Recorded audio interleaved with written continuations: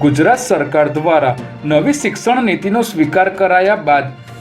રાજ્યમાં ચાલતી પ્રી સ્કૂલોની નોંધણી ફરજિયાત કરવામાં આવી છે, જેમાં કેટલીક શરતોને લઈને પ્રી સ્કૂલના સંચાલકોએ થોડા સમય પહેલા હડતાલ પાડી વિરોધ નોંધાવ્યો હતો, જેને પગલે શિક્ષણ મંત્રીએ નિયમોમાં ફેરફાર કરવાની બાંહેધરી આપી હતી, પરંતુ હજુ સુધી આ નિયમોમાં કોઈ ફેરફાર કરવામાં ન આવતા પ્રી સ્કૂલ સંચાલકોએ ચીમકી ઉચ્ચારી છે કે 16 ફેબ્રુઆરી સુધી ફેરફાર કરવામાં નહીં આવે તો નોંધણી વિના જ પ્રી સ્કૂલો ચલાવવામાં આવશે। અમદાવાદના વસ્ત્રાપુરમાં આવેલ ઝાંઝર જ્વેલર્સના માલિક સામે વસ્ત્રાપુર પોલીસ સ્ટેશનમાં વ્યાજખોરીની ફરિયાદ નોંધાવવામાં આવી છે, જેમાં વર્ષ 2015માં થલતેજમાં રહેતા મીનાબેન ભટ્ટે દાગીના ગીરવે મૂકીને ઝાંઝર જ્વેલર્સના માલિક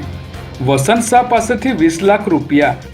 માસિક 2.5% વ્યાજે લીધા હતા, જેનું દર 3 મહિને 1.50 લાખ રૂપિયા વ્યાજ ચૂકવવામાં આવતું હતું અને અત્યાર સુધી તેમણે 48.50 લાખ રૂપિયા વ્યાજ પણ ચૂકવી દીધું હોવા છતાં બીજા 95 લાખ રૂપિયાની માગણી કરવામાં આવી હતી। ત્યારે આ મામલે વસ્ત્રાપુર પોલીસે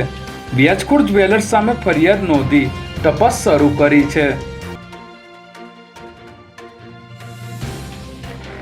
મુખ્યમંત્રી ભૂપેન્દ્ર પટેલે ગિફ્ટ સિટીમાં ઇન્ડિયા ઇન્ટરનેશનલ એક્સચેન્જના સેન્સેક્સ ફ્યુચર અને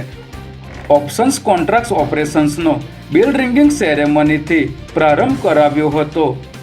મુખ્યમંત્રીએ ગિફ્ટ સિટીમાં સતત નવા આયામો ઉમેરાઈ રહ્યા છે તેની સરાહના કરતા જણાવ્યું હતું કે વડાપ્રધાન નરેન્દ્રભાઈ મોદીના